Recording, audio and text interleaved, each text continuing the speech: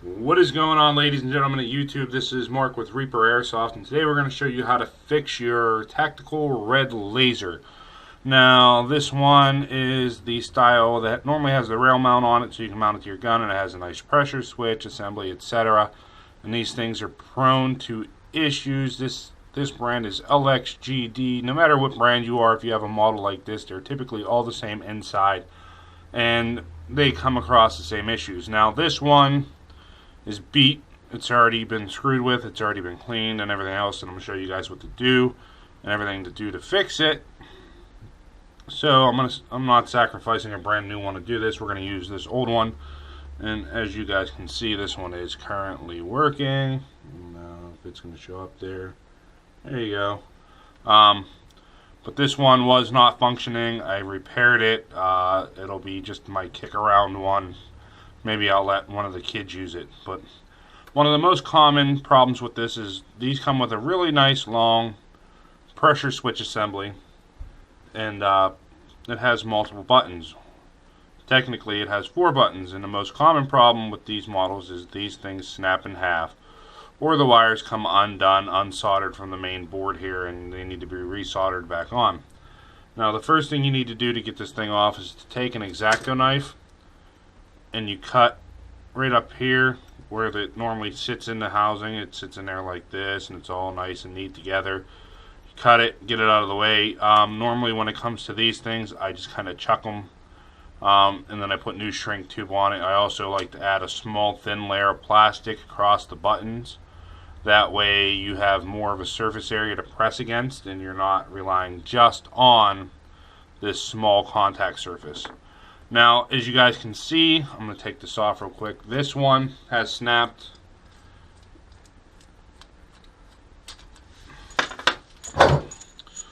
This board has snapped. This is salvageable. You can fix this. It is still usable. I've already resoldered the wires back into place because one of the wires snapped off. If you guys have no idea how to solder or anything like that, you're going to be in for a shitstorm. It's not really too hard. It's not too complicated. But the easiest way to fix this, I'm going to show you right now, is either A, you can take the boards, put it back together, and you can put a subboard under it. It does thicken it. You know, you take a piece of, let's say, Kydex. Cut the Kydex to shape, glue the board back together, then you solder the joints up top. And it takes a little bit of effort to do it, just to, you know, because you're going to put more time into it than you originally wanted. Or what I typically do is I'll line them up here in my little holder, my little bench holder piece, I guess you can call it. Nothing too special. You get it relatively close, and normally when they break like this, I leave them to the one button only anyways. It just makes it easier if you ask me, instead of trying to find one of the many buttons. But what I do is I'll take a basic paper clip, straighten out a section of the paper clip, cut it. And what you're really going to look for is just a small straight section. What we're going to do is we're going to lay this paper clip right down on one side of the board here. Clean your soldering iron. Mine's already hot, nice and cooked. And we're going to just get the solder warm on one side. We're going to try and set the paper clip down right inside of it. Let's see if we can get the X-Acto knife to actually help me out here.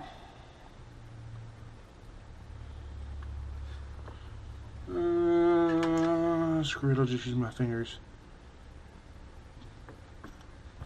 It's not hot yet.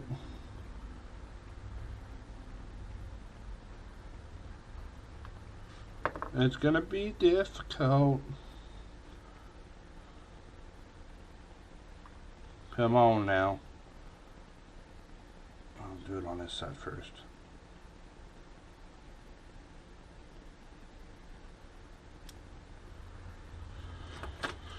Put some new solder down. There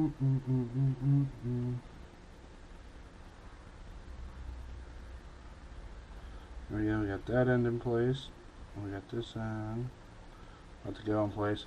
And what we're looking to do is it's literally being soldered to the board itself to add structural integrity to the board. And this is going to connect both sides of the boards again. And I'm doing a half-assed job right here, guys. I admit. It's just kind of me going through the motion real fast so you guys can see what's going on. I'm straightening out straightening out another section of paper clip. Align your board a little bit better. We're going to do the same thing to the other side. And like I said, when you do this, you want to take your time. I'm rushing it just for the video's sake. That way you guys aren't sitting here for a half an hour looking at me trying to make it perfect or something along that line.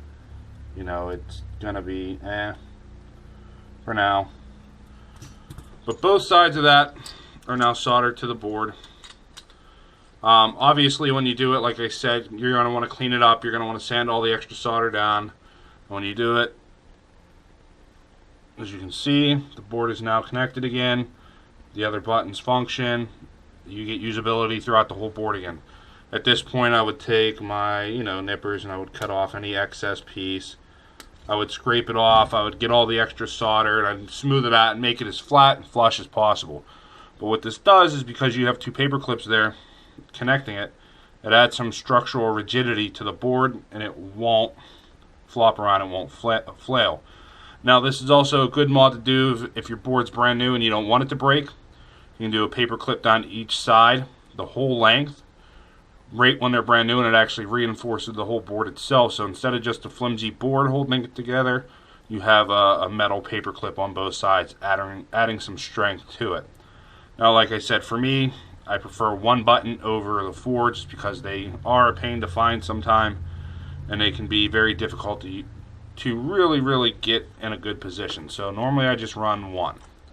A couple of the other problems that you'll see is on the inside here. The solder joint on the inside that they use to hit the back of the CR123A batteries, it is Chinese solder, so sometimes it gets dirty, and you're going to need to take some sanding paper or file something just to kind of, clean it off. You'll get a lot of residue off of there. You want to clean it off. This one I've actually taken a soldering iron to, and instead of leaving it as just a pure dome with a little bit of a contact area, I've taken a soldering iron. I heat up the solder, and I try and flatten it out much as possible. That way we have a larger contact area, larger surface for it to hit the battery on, and then I shave it flush with an X-Acto knife. And like I said, when you guys, if you've messed with Chinese solder at all and had to see some of the stuff they use, it's really low grade. It has a carbon buildup, and it just doesn't connect well with the batteries at all. So we try and make it as flush as possible, and then we give it that way it has more contact surface and less chance to build up carbon. And then we make it clean. That way it doesn't build up carbon. And these two are the most common issues with why your laser has stopped working, other than, your battery's dead. If you're here and your battery's dead, smack yourself in the forehead, because it should have been the first thing you checked. But when you clean them, they work a lot better, especially with the green dot, guys. The green dots will dim out really bad if the contacts are bad. Now, say you fixed your pressure switch, you fixed your solder joint, your battery's good, everything else is good, you went through it all, just can't figure out why. These do separate. The joint is right here. They are glued together, so you're going to have to heat it up. I end up using my reflow station, which is still on. Even with the reflow station, when I get this thing hot, you're going to want to handle it with gloves. You get it hot, the glue melts. You're still going to take some force to crack it and separate it, but like I said, this one's already been done, so I don't have much effort taking it apart. But we're going to take it all apart. Now, what you need to do is, when you unloosen this, there's going to be a ton of glue, like I said. You're going to want to clean all that glue off. You're going to want to clean it all out. The spring here, I stretched out a little more to give a little bit more tension on the battery. That way it's a better fit. But get like a brass wire brush or something and brush all that glue off. Get it out of both sides. Clean it all out. And we're going to take the diode out here. Now, the easiest way to get the diode out is to take both of your adjustment settings, your up and down, your left and right, turn them all the way to the left, lefty-loosey. That way they're not really contacting anything. Once you get them to the left all the way, you're going to want to pull on your board, not the spring, but on the main board. We're going to give it a pull out. Your whole unit will come out. We're also going to take Where's it at? Small screwdriver is hiding from me. There it is. Our small screwdriver. We're going to pop out this spring. This is the retention spring that holds the back pressure against this when you adjust it. That way it actually goes back and forth. And then there's an O-ring inside. Sometimes it will come out, sometimes it won't. As you can see, there's some glue residue on that thing. It normally sits there glued in the housing. Just like that. It just kind of keeps it from grounding out on the housing, and it keeps it stable too. That way any shock, any recoil, it's not really affecting it.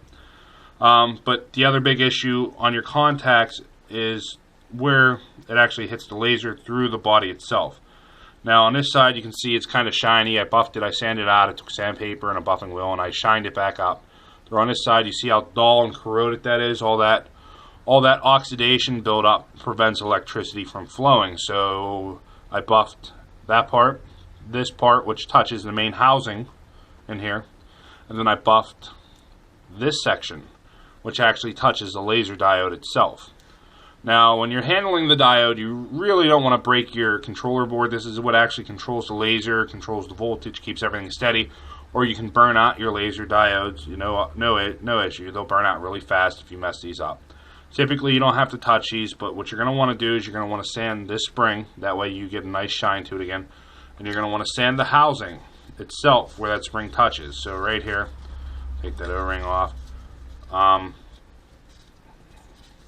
Wrap it in sandpaper and just twist it in your hand. Now, if you end up going to the left, it's going to unthread.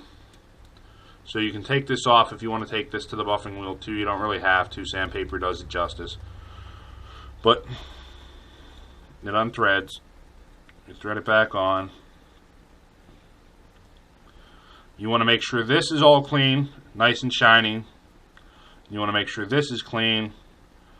This section right here, this point's clean, and this is clean, because what happens is this spring sits down in here against the body, and this is where you get your connection to finish off, you know, the circuit. So in order to put it back together after everything's clean, slip your O-ring back on if it happened to pop off. If not, don't worry about it. You're going to slip your housing in anyway, it doesn't matter.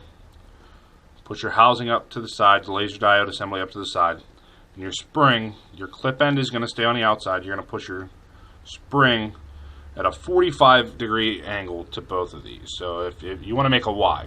So if your adjustment's here and here, you want your spring to be sitting down here. That way it's evenly split between both of them. You're going to push it in so far. Take your little screwdriver, pop it in the rest of the way, and push it all the way down into that little ring. That little ring right down in there. I don't know if you guys can see that or not. Hopefully you can. But there's an unpainted silver ring in there, and that's where your electricity, that's where your diode assembly is going to ground out to the body. After you put it into place, your adjustments will work again. You can test them all. You can actually see how it all functions and get a better idea and understanding of what it actually set up like.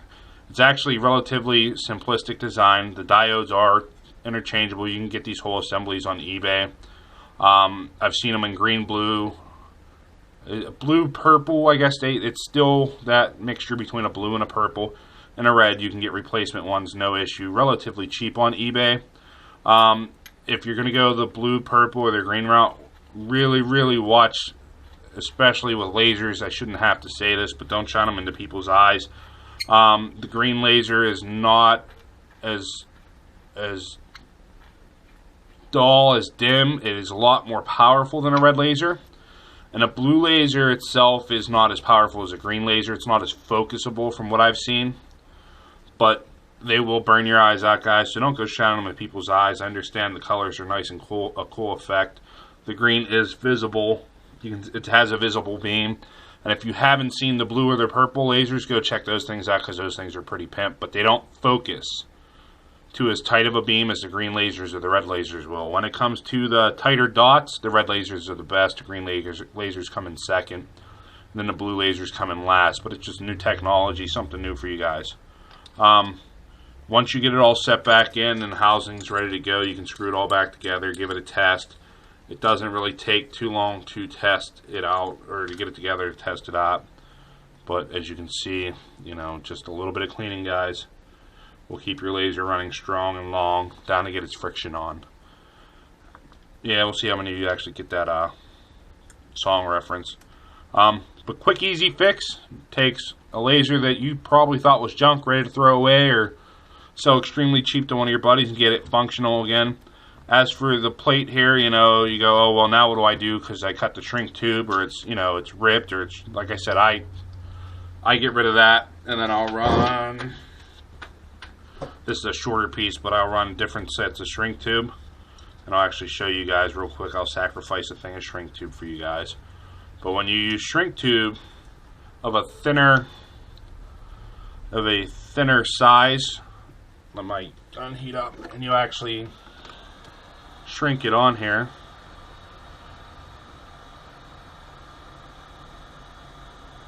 And you guys are lucky I love you because I'm wasting a thing of shrink tube. Heat it up, nice, nice, nice. Set that back off to the side. When you use a thinner shrink tube, the buttons tend to stand out a little bit more predominantly, so you can actually see where the buttons are. Like I said, you can see where the solder I left up high on the peak. I'm not going to use all 4 buttons. I'm only going to use one single point. But that gives you guys an idea of how the shrink tube actually seals down and around. When you put this back together, you're going to want to make sure you shrink tube the wire and hot glue that thing in too. That way it keeps the connections there stronger. But the shrink tube itself with the buttons actually makes the buttons a little bit more predominant over this thicker stuff, which you may not feel the buttons itself, and you may not be able to see them as much, and it makes it harder. Instead of being on one, you're in the middle. This, now you can feel and tell when you're hitting it, where you're hitting it, and everything else. But that is how you guys clean and fix your red, green, blue lasers. Same concept goes with your pistol lasers. They do disassemble. They do run off the same concept, the batteries and everything. Sometimes they just need cleaned, they need broken down. Everything comes apart, guys. There's not too many things anymore that you really can't get apart if you don't look at it and really try. But same concept. If it needs cleaned, check the contacts on the back. Let's see how bad this is. This one's actually got a spring. Double spring, so it makes it a little bit easier. But then again, you know, you always have your body contacts. The silver is what grounds out to the rest of the body. And then the diode sits inside, and it's going to be the same setup, just a smaller diode assembly than what you would find in the bigger ones. But same concept, guys. So something else that really helps if you don't have a soldering station or you don't have files or anything, you can go to Walmart and get a can of QD electronic cleaner. What this does is it actually removes a lot of carbon from the connectors itself, from all the stuff, all that carbon buildup. I use it on trigger contacts and everything else when they need cleaned. It removes the carbon off, and you can wipe it down relatively easy, and it makes your job a little bit easier than actually going in with a file and everything else. You can just kind of spray it in there. It is quick drying. It doesn't hurt it. You literally, mine's about empty, but spray it on there, and by the time you come back to it, it's already dried. It literally removes the carbon, and you can wipe it off. So it cleans everything, so it's a little bit of a better connection, guys. But if you have any questions, feel free to leave them in the comments below. I'll try and answer them the best I can. If you could like, share, comment, and subscribe, we'd appreciate it. And as always, call your hits.